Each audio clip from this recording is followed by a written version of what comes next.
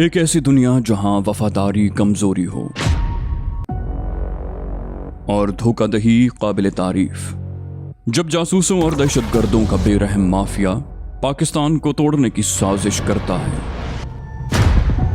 तो एक नौजवान जो पुलिस के लिए मतलूब, वांटेड, इंटेलिजेंस की नज़र में दहशतगर्द, कौम के लिए गद्दार, जिसके पास खोने को कुछ भी नहीं, जब उसे कहा गया कि मुल्क से गद्दारी करो और अपनी जान बचा लो, तो वो इनकार कर देता है। Let's find him.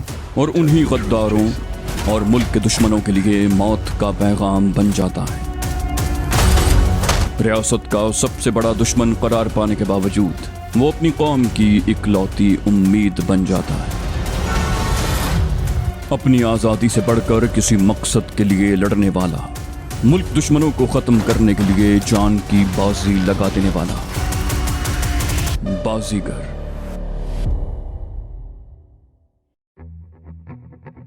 उस बंगले से मेरी रवानगी यूं हुई कि नाहिद अपनी गाड़ी पोर्च में ले आई थी।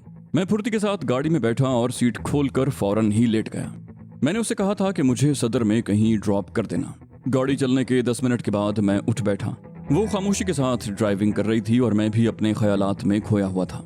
सदर पहुंचकर उसने मुझे मुखातिब किया तो मैं चौंक कर ख्यालात की दुनिया से बाहर आ गया। मैंने उतरने से पहले जज्बाती लहजे में कहा, मैं तुम्हारा ये एहसान कभी ना भुला सकूंगा। अगर जिंदा रहा तो तुमसे फिर मुलाकात होगी, वरना। वो बोली, कामरान प्लीज, मेरा दिल कहता है कि तुम जिंदा रहोगे। मैंने खुश दिली का मुजाहरा किया, कहा, खुदा करे तुम्हारा दिल सच कह रहा हूँ। ये कहकर मैंने झटके से दरवाजा खोला और तेजी के साथ लोगों की भीड़ में शामिल हो गया। मैंने एक पीसीओ से तैमूर को फोन किया तो वो हैरान रह गया और बोला, तुम कहाँ से बात कर रहे हो? खैरियत से तो हो? मैंने उसे सदर के एक होटल का पता बताया और कहा कि तुम फौरी तौर पर वहां आ जाओ।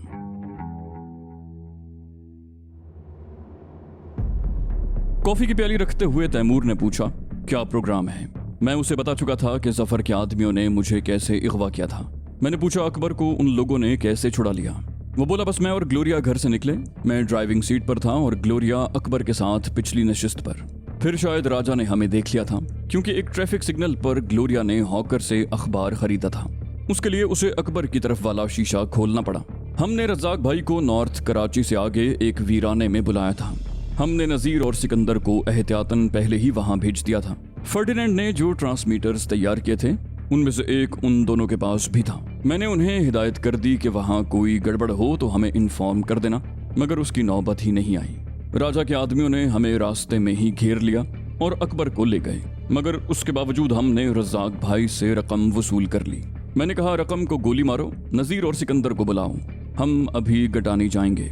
राजा वहीं होता है, अकबर भी वहीं होगा, इस राजा से तो मैं निमट लूंगा। फिर हम अपनी मार्क 2 में गटानी के लिए रवाना हो गए। मैंने ग्लोरिया को वहीं रुकने की ताकीद की और कहा कि मोहतात रहना, मगर हम गटानी जाने की जहमत से बच गए। हम नॉर्थ नाज़िमाबाद से सोहराबकोट की तरफ मुड़ने ही वाले थे कि एक टोयोटा में मुझे राजा दिखाई दिया। गाड़ी राजा ड्राइव कर रहा था, उसके साथ एक आदमी और था। हमारी गाड़ी का स्टीयरिंग तैमूर के हाथ में था। मैंने फौरन उसे गाड़ी टर्न करने को कहा और उसे बताया कि राजा उस तरफ जा रहा है। तैमूर ने गाड़ी कच्चे में उतार कर फुर्ती से यू टर्न लिया और बंदूक से निकली हुई गोली की तरह गाड़ी उसके पीछे लपकी। मुझे ख्याल आया कि मैं खामखा गटानी जा रहा था। राजा तो रोजाना न्यू कराची आता है, उसका जनरल स्टोर न्यू कराची में ही तो था।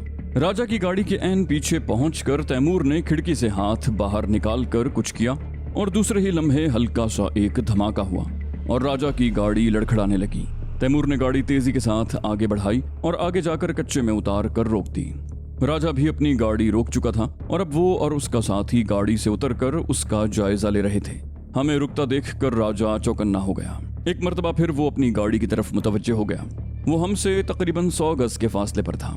मैं और तैमूर गैर महसूस तरीके पर वहां उगी हुई झाड़ियों के पीछे चले गए। फिर अचानक हम दोनों राजा और उसके आदमी के सर पर जा पहुंचे। इस काम में बमुश्किल 2 मिनट लगे होंगे। फिर इससे पहले कि राजा या उसका साथी कुछ समझ सकता, रिवॉल्वर के दस्ते उनके सरों पर जड़ दिए। वो दोनों लहराए और सड़क पर गिरने ही वाले थे कि मैंने और तैमूर ने उन्हें संभाल लिया। मैं गाड़ी में बैठा और फुर्ती के साथ गाड़ी रिवर्स करके उनके नजदीक पहुंच गया। सड़क पर इक्का दुक्का गाड़ियां थीं, उनमें से किसी ने हमें देखा भी होगा तो यही समझा होगा कि राजा की गाड़ी खराब हो गई है और हम उसकी मदद के लिए रुक गए हैं। फिर हमने उन्हें पलक झपकते में अपनी गाड़ी में ठूंस दिया। पहले मैंने सोचा कि राजा की गाड़ी भी साथ ले लूं, फिर इरादा मुलतवी कर दिया। मैं अब राजा को मोहम्मद अली सोसाइटी वाली कोठी में ले जा रहा था, क्योंकि वो आसानी से कुछ बताने वालों में से नहीं था।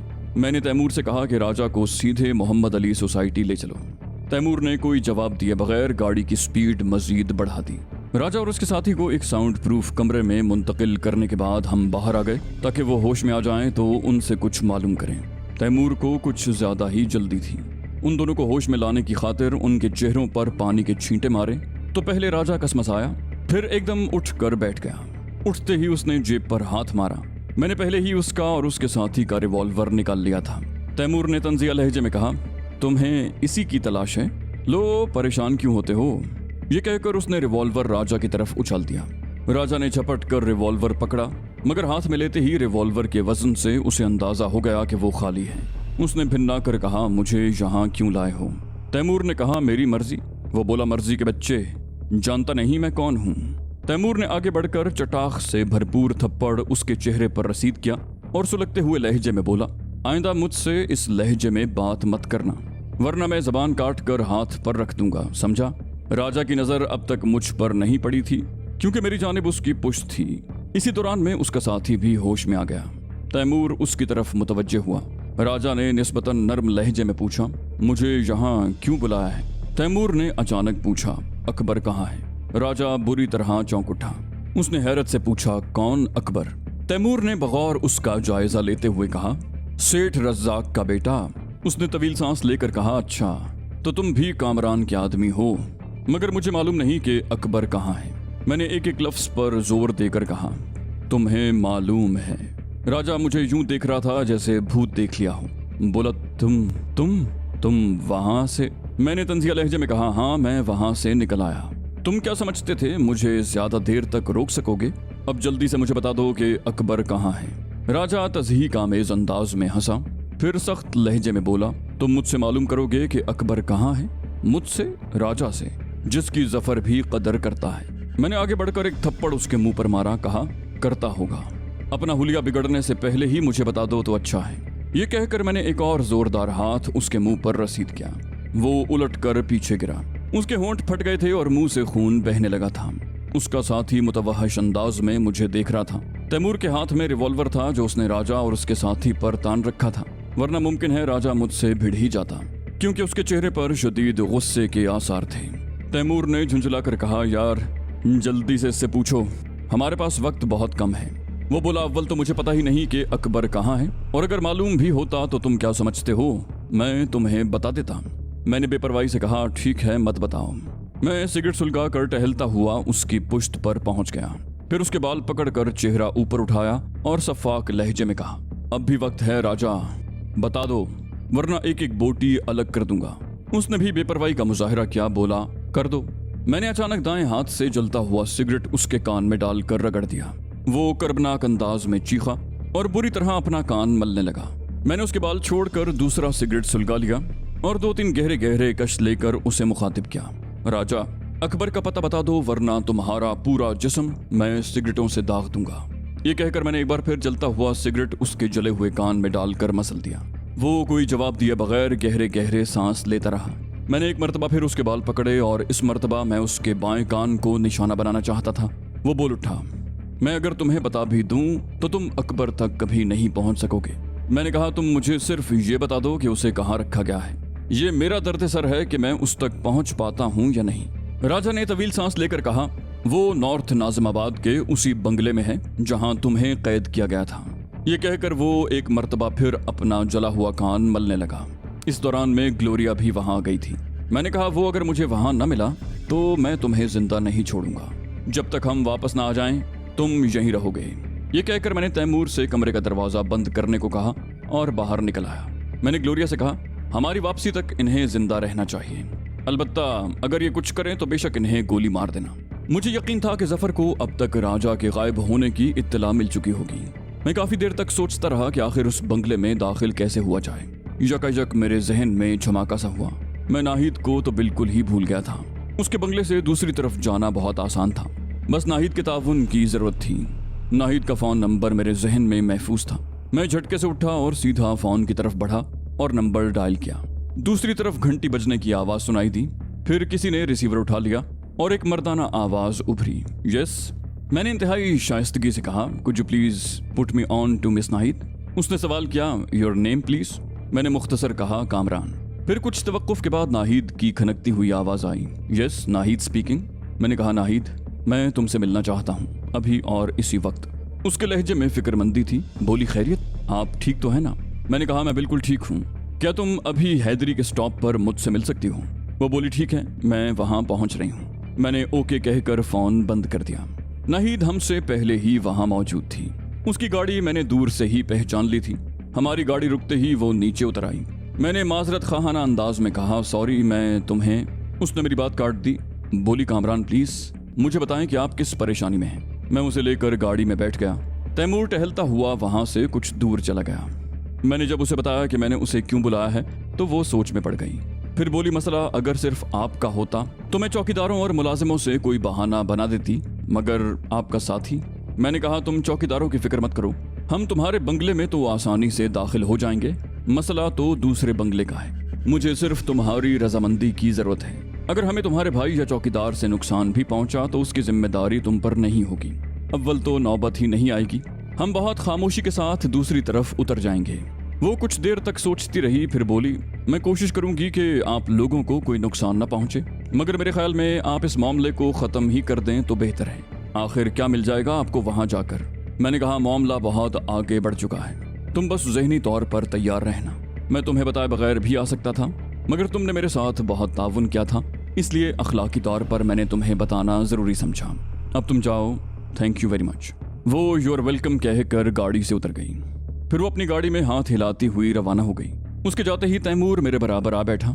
मैंने उसे बताया कि अब हम उस बंगले में बहुत आसानी से दाखिल हो जाएंगे। हमें सिर्फ 2-3 घंटे इंतजार करना पड़ेगा ताकि रात कुछ और ढल जाए। मैंने एहतियात के तौर पर नज़ीर और सिकंदर को भी साथ ले लिया। फिर मार्क 2 में हम चारों नॉर्थ नाज़िमाबाद जा रहे थे। स्टीयरिंग हस्बे मामूल तैमूर के हाथ में था। जल्द ही हम नाहिद के बंगले के नज़दीक जा पहुंचे। गाड़ी एक महफूज जगह पार्क करके हम दबे पांव नाहिद के बंगले की पुश्त पर पहुंच गए। उस तरफ कई घने दरख्त थे जिनकी शाखें दीवार से बाहर थीं। दीवार के साथ सिकंदर बैठ गया और उसने मुझे अपने शानों पर खड़े होने का इशारा किया। दीवार का सहारा लेकर मैं उसके कंधों पर खड़ा हो गया। फिर वो भी आहिस्ता आहिस्ता खड़ा हो गया। थोड़ी सी कोशिश के बाद नीम के एक दरख्त की मजबूत सी शाख मेरे हाथ में आ गई। मैंने 2-3 दफा खींचकर उस शाख की मजबूती का अंदाजा किया, फिर उछलकर उसमें लटक गया। दूसरे ही लम्हे मैं दीवार पर था। फिर इसी तरह एक एक करके सिवाय सिकंदर के सब ऊपर पहुंच गए। उस दीवार पर चढ़ना एक मसला था, मगर तैमूर ने अचानक अपने हाथों को हरकत दी और बारीक सी एक डोरी नीचे तक पहुंच गई। मैंने एहतियातन डोरी का सिरा दरख्त की शाख से बांध दिया। फिर सिकंदर को ऊपर आने का इशारा किया। वो उस रेशमी डोरी के जरिए बमुश्किल तमाम दीवार पर पहुंचा। हालांकि डोरी में थोड़े थोड़े फासले पर गिरहें मौजूद थीं और शायद इसीलिए लगाई गई थीं कि उनके जरिए ऊपर चढ़ा जा सके। दीवार पर रेंगते हुए हम गिराज की छत पर पहुंच गए। वहां से ऊपर की बालकनी में पहुंचना आसान था। हम बखैरियत ऊपर भी पहुंच गए। अब मेरे सामने वही तवील कॉरिडोर था। मैं जानता था कि खालिद का कमरा कौन सा है, इसलिए मैंने सबसे पहले उसके कमरे का दरवाजा बाहर से बोल्ट कर दिया। अब अगर वो बेदार भी हो जाता तो बाहर नहीं आ सकता था। फिर मैंने नाहिद के कमरे का दरवाजा भी बाहर से बोल्ट कर दिया। वहां से फारिग होकर हम दबे पांव जीने के जरिए ऊपर पहुंच गए जहां से मैं नीचे उतरा था। फिर हम सब बगैर किसी नुकसान के उस बंगले की छत पर पहुंच गए जो एक दफा मेरा मदफन बनने वाला था। हमारे काम का दूसरा और बड़ा मरहला तो अब शुरू हुआ था। हर आदमी ने रिवॉल्वर निकाल लिया और हम फूंक फूंक कर कदम रखते हुए आगे बढ़ने लगे। एक कमरे के बंद दरवाजे की दर से रोशनी की एक लकीर सी बाहर आ रही थी। मैंने दरवाजे से कान लगा दिए। अंदर कुछ लोग मौजूद थे। उनकी बातें करने की आवाजें बाहर आ रही थीं। सिकंदर ने दरवाजे पर हाथ रखा और एकदम दरवाजा खोल दिया। अंदर बैठे हुए लोग बुरी तरह चौंक उठे। उनके सामने नोट पड़े थे और वो ताश के पत्ते हाथ में लिए बैठे हुए थे। उनमें से एक आदमी ने बिजली किसी तेजी के साथ रिवॉल्वर निकालने की कोशिश की, मगर तैमूर ने हाथ का एक हल्का सा इशारा किया और वो आदमी चीखता हुआ उलट गया। उसके बाजू में छोटा सा एक तीर पैवस्त था, जैसे तीर उमूमन बच्चे खेल के दौरान में इस्तेमाल करते हैं। मैंने सर्द लहजे में कहा, अगर किसी ने हरकत की तो उसका अंजाम यही होगा। फिर सिकंदर से मुखातिब हुआ, दरवाजा बंद कर दो। हमारे सब साथी अंदर आ चुके थे। सिकंदर ने आहिस्तगी से दरवाजा बोल्ट कर दिया। नज़ीर ने आगे बढ़कर पहले तो उनके आगे से नोट समेट कर जेबों में ठूंसे, फिर उनकी तलाशी ली और रिवॉल्वर निकाल कर सिकंदर के हवाले कर दिए। वो लोग निहत्ते हो गए तो मैं आगे बढ़ा और उनमें से एक की कनपटी पर रिवॉल्वर रख कर बोला, जो कुछ मैं पूछूं उसका जवाब सच सच और फौरन देना। मेरे पास वक्त बहुत कम है, इससे पहले मैं तुम्हारे कई आदमियों को जहन्नम रसीद कर चुका हूँ। मैं एक लम्हे को रुका, फिर कहा, अकबर कहाँ है? आए बाएं शाएं मत करना वरना। मेरा लहजा सफाक था। वो बोला, यकीन करो मुझे नहीं पता। मैंने उसकी खोपड़ी पर इतने जोर से रिवॉल्वर का दस्ता मारा कि खोपड़ी की हड्डी चटक गई। वो कोई आवाज निकाले बगैर फर्श पर ढेर हो गया। मैं दूसरे आदमी की तरफ बढ़ा और रिवॉल्वर उसकी कनपटी पर रख दिया। कहा, तुम बताओ, मगर अपने साथी का हशर याद रखना। वो सहमे हुए अंदाज में मुझे देखने लगा, फिर थूक निकल कर बोला, मुझे अपने बच्चों की कसम है, मैं नहीं जानता कि अकबर कहाँ है। मैंने उसका जुमला पूरा हुए बगैर रिवॉल्वर उठाया और उसकी खोपड़ी पर जोरदार जरब लगाई। मेरा हाथ जरा उचटता हुआ पड़ा, इसलिए उसे ज्यादा चोट नहीं आई थी। मैंने कहा, इस दफा मैंने जानबूझकर हाथ जरा नरम रखा था। मैं तुम्हें एक चांस और देना चाहता हूँ, बताओ अकबर कहाँ है? वो खौफजदा अंदाज में अपने साथी की लाश देखने लगा। बोला, मैं अगर बता दूं तो चीफ के हाथों मारा जाऊंगा, राजा मुझे जिंदा नहीं छोड़ेगा। मैंने कहा, राजा को भूल जाओ, वो इस वक्त मेरे कब्जे में है और वहां से जिंदा नहीं लौटेगा। वो बेयकीनी के साथ मुझे देखने लगा, फिर खौफजदा अंदाज में अपने साथियों की तरफ देख कर बोला, वो नीचे तहखाने में है। देखो मैंने तुम्हें बता दिया है अकबर कहाँ है, अब मुझे मत मारना। मैंने उसका गिरबान पकड़ कर कहा, चलो मुझे तहखाने में ले चलो। फिर मैंने तैमूर को मखसूस इशारा किया। वो मेरे इशारे का मतलब समझ गया और रिवॉल्वर के दस्ते मार मार कर उन सबको बेहोश कर दिया। फिर मैंने उस आदमी को बाहर की तरफ धकेला और सख्त लहजे में कहा, अगर कोई गड़बड़ करने की कोशिश की तो अपनी जान की परवाह किए बगैर तुम्हें तो ठिकाने लगा ही दूंगा। उसने कोई जवाब नहीं दिया और आगे आगे चलने लगा। बंगले में बिल्कुल सन्नाटा था। ऐसा लगता था जैसे उन आदमियों के अलावा वहां कोई ना हो। वो सब शायद ताश खेलने के लिए एक जगह इकट्ठे हो गए थे। तवील कॉरिडोर उबूर करके वो आदमी बाहर निकल गया। हम उसके पीछे पीछे बाहर निकले, फिर घूमकर वो इमारत के पहलू में पहुंचा और दाईं तरफ वाक़े एक गिराज में दाखिल हो गया। वहां बहुत मध्यम रोशनी का एक बल्ब जल रहा था। उसने स्विच बोर्ड के एक बटन को ऊपर किया तो वहां खड़ी हुई दीवार फौरन आहिस्ता आहिस्ता ऊपर उठने लगी। उसके उठने से वहां खला नमूदार हो गया और मुझे एक जीना दिखाई दिया। उस आदमी ने हमें अपने पीछे आने का इशारा किया और खुद उस खला में दाखिल होकर सीढ़ियां उतरने लगा। जीने के इख्तिताम पर रास्ता अचानक मसदूद हो गया।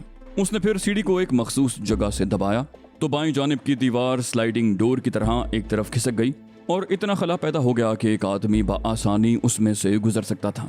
वहां से गुजरकर हम अंदर पहुंचे तो फिर एक तवील कॉरिडोर में खड़े थे। उस आदमी के इशारे पर हम आगे बढ़कर दाईं तरफ मुड़े तो कतार से 2-3 कमरे दिखाई दिए। इन्हीं में से एक कमरे के दरवाजे पर पहुंचकर वो रुक गया और आहिस्तगी से दरवाजा खोला तो फिर एक जीना था। गोया तहखाना दर तहखाने का सिलसिला था। नीचे वैसा ही एक कमरा था जहां मुझे कैद किया गया था। हम सीढ़ियां उतरकर नीचे पहुंचे तो अकबर को देखकर मेरा दिल खुशी के मारे बेकाबू हो गया।